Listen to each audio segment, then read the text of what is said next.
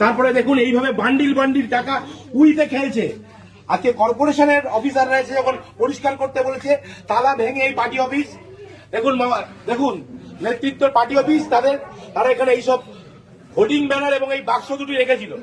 আজকে এখানে তালা ভেঙে এখানকার কর্মচারীরা, এখানকার সাফাই কর্মচারীরা, এখানকার অধ্যাপকদের অনুমতি নিয়ে এগুলো উদ্ধার করেছে। আপনারা দেখুন কি পরিমাণ টাকা, 100 টাকা 500 টাকার বান্ডিল উই পোকায় খেয়েছে।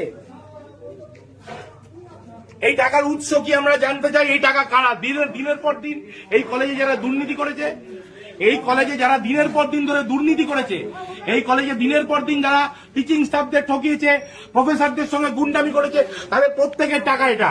এবং এই টাকা কোথা থেকে এসছে তারও উত্তর দিতে হবে। আমরা আজ পুলিশ ডেকেছি, মিডিয়াকে আমরা খবর দিয়েছি, তারা আসছে, এগুলো তারা সিজার করবে, এগুলো তারা নেবে এবং তাদের প্রত্যেকের এর জন্য সাজা হবে।